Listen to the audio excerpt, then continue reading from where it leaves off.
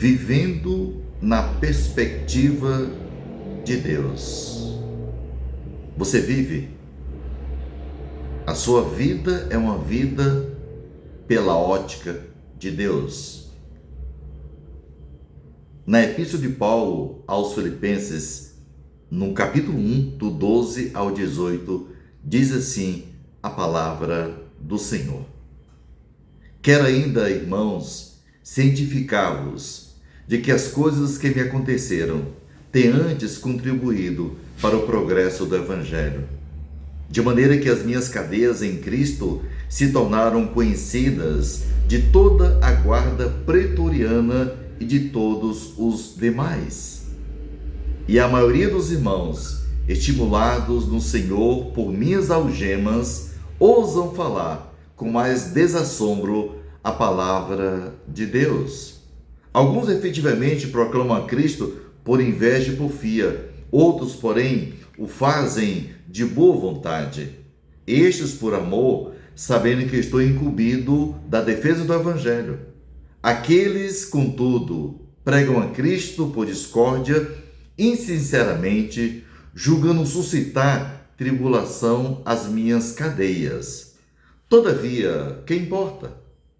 Uma vez que Cristo, de qualquer modo, está sendo pregado, quer por pretexto, quer por verdade, também com isto me regozijo. Sim, sempre me regozijarei.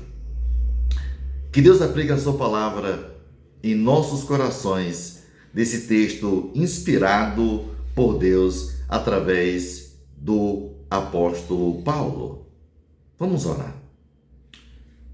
Ó Deus querido, que a tua palavra viva e eficaz, ela venha operar no nosso coração, para que a gente possa viver 24 horas sob a tua perspectiva, sob a tua visão. Fala ao nosso coração, através do teu servo, ó Deus, através de Paulo. Te agradecemos, ó Deus, pelas oportunidades que o Senhor concede a nós de anunciar as verdades bíblicas. Continua, Deus, a conduzir a nossa vida do modo, da maneira, no desejo que está no teu coração. Nós oramos, ó Deus, com gratidão, em nome de Cristo Jesus. Eu sou o pastor Cosmo Silva, estou falando diretamente de Nova Petrópolis, Rio Grande do Sul. Vivendo sob a perspectiva de Deus. Você vive?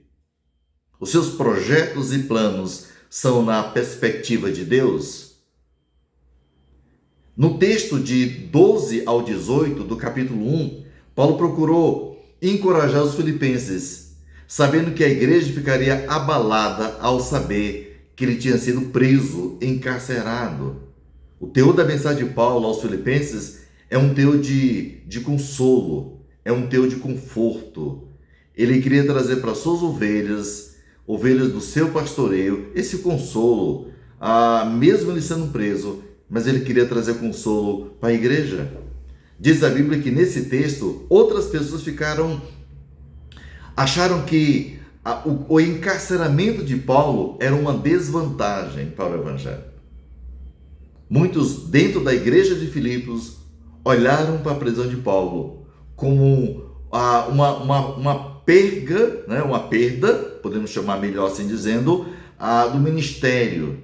Ele não teria oportunidade de avançar na proclamação do seu reino. Pelo contrário, Paulo entendeu que a sua prisão contribuiria para o progresso do Evangelho. Essa é a visão do homem, da mulher de Deus.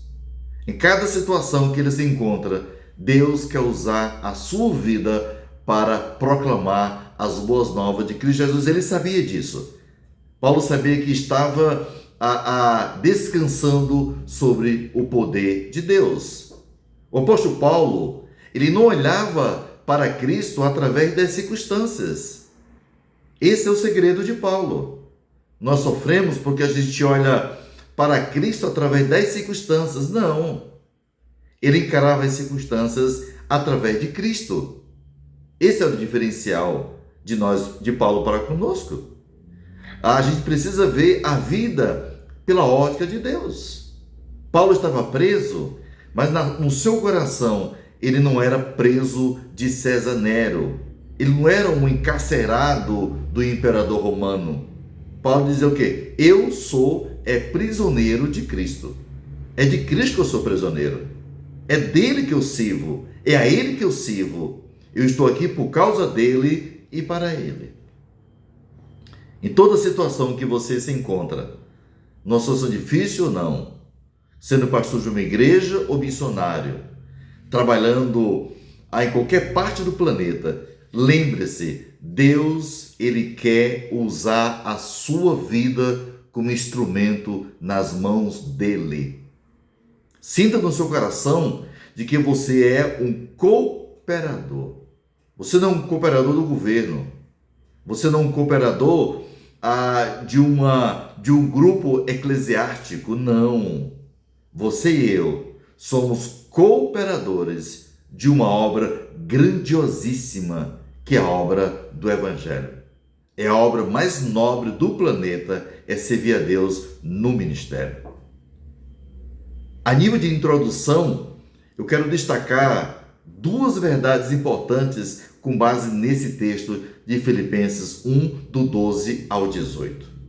Primeira coisa que Deus nos ensina aqui, com base em vivendo sob a perspectiva de Deus, é que quando é que o crente vive na perspectiva de Deus? Ele vive na perspectiva de Deus quando sabemos que o Evangelho é mais importante do que o obreiro, do que a pessoa. Para Paulo, o Evangelho que estava sendo pregado por ele era muito mais importante do que a sua libertação. O apóstolo Paulo não estava preocupado com a sua libertação, ele estava preocupado com a pregação do Evangelho. Ele queria que esse Evangelho fosse conhecido em toda a região romana, para os soldados romanos. Cada pessoa que se aproximava de Paulo, ele queria que esse Evangelho chegasse ao coração dessas pessoas, porque ele sabia, e nós sabemos, que o Evangelho é o quê? É o poder de Deus. Repito, é o dínamo de Deus, capaz de transformar corações, vidas. É isso que o Evangelho tem feito ao longo das gerações. Transforma vidas, modifica pessoas, alcoólatras, prostitutos, gente que não tinha esperança, passa a ter esperança através do Evangelho. Assim também foi a vida de Paulo. Um matador em série, né? O homem bomba, algo cruel. Paulo era um homem cruel, sanguinário, um homem sem esperança. No momento que ele entrega a sua vida a Cristo, ele passa a ser um instrumento, mesmo sendo desafinado, mas um instrumento de glória para o Senhor. Até o último fôlego da vida de Paulo, ele tinha esse sentimento: eu quero ser usado por Deus. Então, nós entendemos que o Evangelho é muito mais importante do que qualquer projeto nosso, mesmo que seja uma libertação, que era no caso de Paulo. O Evangelho é muito mais importante do que o crente. Lembre-se disso. O que deve ficar em proeminência é a palavra, é a doutrina. Nenhum ser humano pode estar sobre a Bíblia, mas sob as sagradas Escrituras. Toda a Escritura é inspirada por Deus.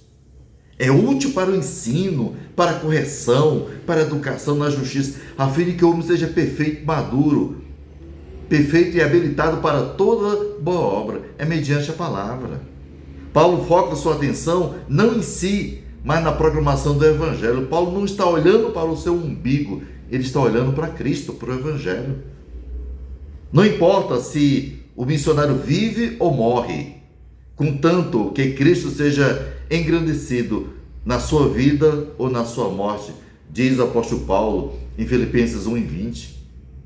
Ele diz assim: segundo a minha ardente expectativa e esperança de que em nada serei envergonhado, antes com toda a ousadia, como sempre também agora, será Cristo engrandecido no meu corpo, quer pela vida, quer pela morte.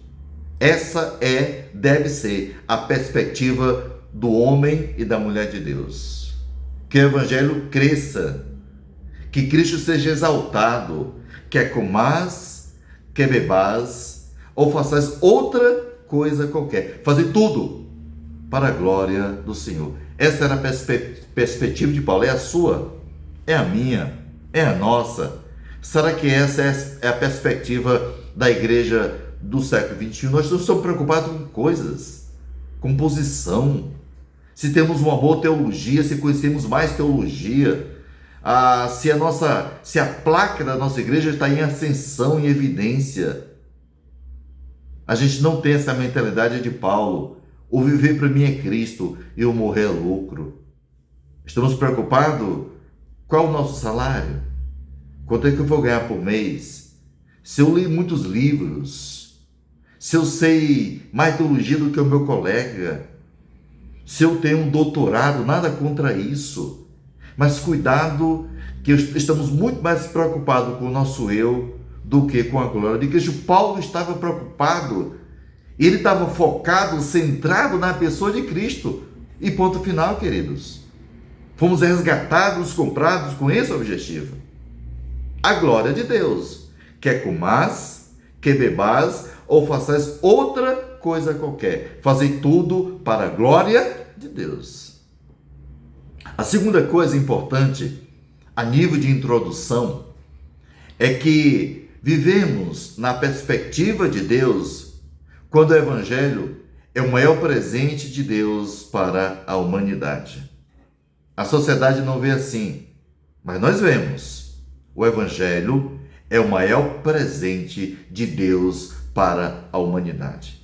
Ele se revelou através da criação, ele se revelou através de Cristo, o Logos, a palavra viva, mas ele também se revelou de forma completa através dos 66 livros, as Sagradas Escrituras. 39 livros no Velho Testamento e 27 no Novo Testamento. A Bíblia completa, inspirada, é um presente de Deus para todos nós. O Evangelho é a proclamação da palavra de Deus. Eu creio piamente que a Bíblia, ela não contém a palavra de Deus. A Bíblia, ela é a palavra de Deus, inspirada de forma plena, de forma completa. Paulo diz no versículo 14 de Filipenses 1, ele diz assim: e a maioria dos irmãos, estimulados no Senhor por minhas algemas, ousam falar com mais desassombro a palavra de Deus. Isso é importante lembrar disso. A prisão de Paulo suscitou para alguns inveja, covardia, mas para outros não. Suscitou o quê? Prazer em pregar o Evangelho. Isso é prazeroso para todo filho de Deus. A palavra de Deus, ela é inspirada, inerrante, infalível e suficiente. Ela foi, é e sempre será. Nenhuma pessoa, ela vem a Cristo sem primeiro ouvir a mensagem do Evangelho. Por isso que a gente precisa fazer missões. Precisamos pregar para as pessoas. Aqui em Nova Petrópolis, nós temos muitos lares que precisam ouvir o Evangelho. Idosos, pessoas da terceira idade ou da melhor idade, pessoas que não têm condições, talvez, nunca mais saírem desses locais. Nós olhamos para o semblante deles e dá uma dor no coração. Qual o objetivo? Se colocar no lugar deles. Como se você estivesse ali sentado naquela poltrona, sendo medicado, remédios, pessoas dopadas, porque são remédios para acalmá-los, deixar eles tranquilos. E olhamos para eles. São pessoas que têm uma alma. São pessoas que precisam de você e de mim. Essas pessoas precisam ouvir o Evangelho. Se você não pode ir até eles, envie alguém.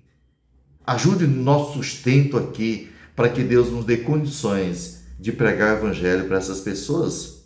Precisamos, antes que as seitas invadem, cheguem nesses lugares. Não há necessidade de acrescentar a mais nada à palavra de Deus. Tem pregadores que estão querendo que a Bíblia seja atualizada, modificada, para que todo o padrão do mundo entre na Bíblia. Não, queridos.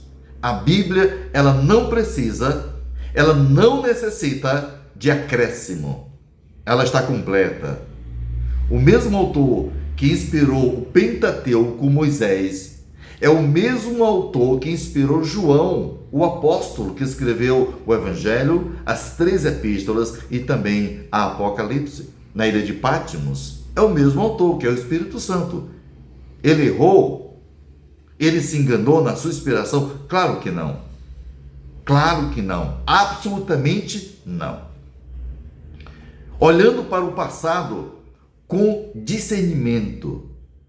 Quando eu olho para o meu passado, para a minha vida, como Paulo olhou, a gente precisa saber que a nossa vida, ela foi conduzida por Deus. O versículo 12 do capítulo 1 diz assim, o apóstolo Paulo: quero ainda, irmãos, cientificar-vos de que as coisas que me aconteceram, olha bem, de que as coisas que me aconteceram não foram coisas aos nossos olhos boas, mas foram coisas boas aos olhos de Deus e de quem vive na perspectiva de Deus. De que as coisas que me aconteceram têm antes contribuído para o quê? Para o progresso do Evangelho. Você entende isso? A prisão de Paulo, o sofrimento de Paulo, tudo isso contribuiu para quê? Para a ascensão de Paulo? Claro que não. Para o nome dele ser nomeado, ser reconhecido? Claro que não. Mas para quê? Para o progresso do Evangelho. É o Evangelho que vai ser o quê? Exaltado. É a pessoa de Cristo que vai ser conhecido e reconhecido. Não é o seu nome, não é o meu nome. Sai de cena, irmão. Sai de cena, pastor. Nós somos apenas instrumentos desafinados. É Cristo. Ele é a pessoa mais importante, proeminente da Escritura do passado, do Velho Testamento, do presente e do futuro. Quero tirar aqui para nós 4 verdades que merecem ser destacadas para todos nós. Qual é a primeira verdade? Paulo não se concentra no seu sofrimento com autopiedade. A gente percebe, queridos e queridas, colegas e irmãos, que Paulo, ele não está aqui com autopiedade. Amados irmãos de Filipos, coitadinho de mim, estou sofrendo bastante. O meu Pix ainda não chegou. Não caiu dinheiro na minha conta bancária. Eu preciso trocar meu carro por um carro novo. Eu preciso... Nada disso. Paulo não, repito, ele não centraliza nele, mas em Cristo. Paulo estava preso. A gente sabe, a sua primeira prisão estava num calabouço romano. Ele estava algemado, impedido de visitar as igrejas. Ele estava lá. O versículo 12 mostra que ele não enfatiza o seu sofrimento, mas o progresso do Evangelho. A palavra é mais importante do que o obreiro. Olha que coisa bacana. Paulo queria que aqueles presos, aquelas pessoas, aqueles soldados entendessem, ouvissem e se convertessem. E nós cremos, no capítulo 4, muitas pessoas que trabalhavam na casa de César, onde eles mandam saudações para os filipenses, para a igreja de Filipos, eram convertidos, pessoas salvas, porque ali estava um homem de Deus, focando na proclamação, repito, do evangelho do reino de Deus. O que importa não é o bem-estar do obreiro, se ele está bem ou está mal. Para Paulo, ele não focava nisso, mas o quê? O avanço do evangelho. Como é que está seu sentimento? O seu coração, colega, irmão, em Cristo Jesus. Você foca nisso, lá no seu ambiente de trabalho, na sua casa, com a sua família. O que você está colocando em foco? É Cristo ou o seu umbigo, o seu eu? A segunda coisa que eu aprendo aqui, nesse texto, é que Paulo faz uma leitura do passado pela ótica da soberania de Deus. Ele não faz uma retrospectiva do passado na visão dele. Se a gente olhar pela nossa visão, a gente vai sofrer. Vamos lamuriar, né? A gente vai reclamar, seremos queixosos, vamos reclamar de tudo e de todos, daqueles que nos ofenderam, daqueles que nos magoaram, que nos maltrataram, daqueles que falaram mal de nós, que nos criticaram, né? Que tentaram diminuir nossa pessoa. Mas Paulo não. Ele faz uma leitura pela ótica da soberania de Deus. Irmãos, o segredo da vida é esse. Ver a vida na soberania de Deus. Você percebe que Jó também pensou assim? Quando ele recebeu a notícia que tinha perdido tudo, os filhos, o patrimônio, toda a herança, diz em Jó 1:21, o Senhor deu e o Senhor tomou, louvado seja o nome do Senhor. Puxa, como, pastor? Irmão, quem expressa isso é quem entende que Deus é soberano. No capítulo 42, bem sei que tudo podes, e nenhum dos teus planos pode ser frustrado. Pá. Mas ele não estava no gabinete, ele não estava no hotel 5 estrelas. Jó, ele estava com tumores malignos. Havia perdido os filhos, patrimônio, acusado de tantas coisas, perdeu amigos, sendo criticado pelos seus 3 amigos, mas ele entendeu que Deus, ele é soberano. Nada que acontece na sua vida como cristão, é fora dos olhos de Deus. Você lembra que quando Satanás foi afligir Jó, Satanás pediu primeiramente permissão a Deus, e Deus colocou sobre os braços de Jó toda a sua reputação, e Jó não decepcionou, porque ele entendia que Deus é soberano. Paulo passava por muitas lutas até chegar a Roma, muitas lutas. Ele foi perseguido, ele foi açoitado e preso, mas em momento algum ele perdeu de vista a direção soberana de Deus em todos esses acontecimentos. Nós sofremos hoje, reclamamos, murmuramos. Por que o salário não chega? Por que as ovelhas não vêm? Por que não tem conversões? Ontem, na nossa pequena congregação aqui em Nova Petrópolis, nós tínhamos apenas 2 pessoas ouvindo a pregação.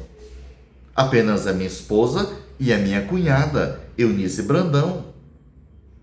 Pregamos, nós cantamos, gravamos e colocamos no YouTube. E as outras pessoas não vieram. Hoje nós recebemos a notícia de que o Leandro, novo convertido, e a sua esposa Andréia, eles moram aqui em Nova Petrópolis, mas toda a sua família mora em São Leopoldo, aqui no Rio Grande do Sul. Eles estão de mala prontas para voltarem para São Leopoldo. Então a gente tinha 3 pessoas, eu, a minha esposa e a minha cunhada, e esse casal. Agora ficaremos apenas com 3 pessoas. Mas, queridos, eu vou pregar do mesmo jeito. Eu saio para evangelizar todos os dias. Eu dou plantão na minha igreja, fico lá entregando o Novo Testamento, mostrando para os meus vizinhos que o Evangelho é a única forma de você conhecer a Deus. Porque nós somos servo do Deus vivo. Ele não considerou os seus sofrimentos como fruto do acaso. Tudo isso que me aconteceu foi fruto do acaso? Não. Não existe coincidência, existe Jesus-idência. Jesus está no controle. Jesus está na condução de tudo. Paulo sabia que a mão soberana de Deus guiava o seu destino. Deus estava guiando o destino do apóstolo Paulo. Isso é entender a soberania de Deus. Acreditava que o seu sofrimento estava o quê? Incluído nos planos eternos de Deus. Essa questão de que sofrimento não faz parte da vida do cristão, isso é uma farsa. Isso é fajuto. Isso é diabólico. Isso é um engodo do diabo que as igrejas da prosperidade pregam. Não existe isso. Paulo foi preso, açoitado, rejeitado, humilhado, mas ele entendeu que isso fazia parte dos planos de Deus para a sua vida e ministério. Isso é ver a vida pela ótica ou pela perspectiva da soberania de Deus. Ele não considerou o seu sofrimento meramente como perseguição dos homens. Não. Ele entendeu que os homens perseguiram Paulo porque Deus conduziu assim. Paulo foi certamente perseguido, repito, odiado, caluniado, açoitado, mas jamais viu seus adversários como agentes autônomos nessa empreitada. Não, Deus, ele estava na condução, Deus estava na direção. O controle do barco, o capitão do navio é e sempre será Deus para aqueles que amam a Deus, que entendem que Deus ele é soberano. Ele entende a vida dessa forma. Ele sempre olhou para os acontecimentos na perspectiva da soberana e do propósito de Deus. Você vê a vida assim? Como é que você está vendo a vida como cristão? Você pensa como Paulo em Romanos 8:28, todas as coisas cooperam para o bem daqueles que amam a Deus, daqueles que são chamados segundo o seu propósito. Nada que acontece, que aconteceu, que acontece e que acontecerá na sua vida é fora da perspectiva de Deus. A segunda coisa importante que esse texto nos ensina é que Paulo ele olha para o passado e vê um propósito divino em tudo que lhe aconteceu. O que aconteceu com Paulo que contribuiu para o progresso do Evangelho? Versículo 12. Repito, quero que saibam, irmãos, que aquilo que me aconteceu tem antes servido para o progresso do Evangelho. Quais foram os fatos que estão incluídos nesses acontecimentos? Muitas coisas. Diz a Bíblia em Atos 9:23 ao 25, que ele foi perseguido em Damasco. Está lá o texto. Foi perseguido em Damasco, né? Outra coisa importante, ele foi apedrejado e arrastado como morto na cidade de Listra. Atos, capítulo 14, versículo 19, diz assim: sobrevieram, porém, judeus de Antioquia, Icônio, e instigando as multidões e apedrejando a Paulo, arrastaram-no para fora da cidade, dando-o por morto. Apedrejado e arrastado como morto na cidade de Listra. É interessante também entender que Atos 16, ele diz a Bíblia que ele foi preso, açoitado com varas. O texto diz que as suas costas tinham os vergões. Ele foi açoitado. Ele enfrenta um naufrágio na viagem para Roma. Atos 27, 9 a 28, até o versículo 10 do capítulo 28. Sofreu um naufrágio. Paulo enfrentou uma terrível tempestade. O texto registra lá para nós. Ele chegou preso a Roma. Atos 28, 16. Mas, queridos, em vez de Paulo ficar frustrado, ele diz à igreja de Filipos que todas as coisas contribuíram para o progresso do Evangelho. Isso é ter um coração, é ter uma vida ligada ao coração de Deus. É alguém que pulsa por missões, como também pulsou o coração de Cristo. Ele não se considerava prisioneiro de César. César pensava que estava levando ali um prisioneiro chamado Paulo, não. Ali estava entrando um homem de Deus, alguém que amava a Deus, que estava ali para proclamar o evangelho naquela cidade. Ele diz em Efésios 4:1: rogo-vos, pois, eu, o prisioneiro no Senhor, que andeis de modo digno da vocação que fostes o quê? Chamados. Paulo estava preso a Cristo. Era um prisioneiro de Cristo para ser um instrumento nas mãos de Deus. Vamos pensar nisso, nessa mensagem de hoje, com base no versículo 1 e 12. As coisas que aconteceram comigo contribuíram para o progresso do Evangelho. Que Deus nos abençoe e possa aplicar essas verdades em nossos corações, agora e para todo sempre, em nome do Senhor Jesus. Amém e amém.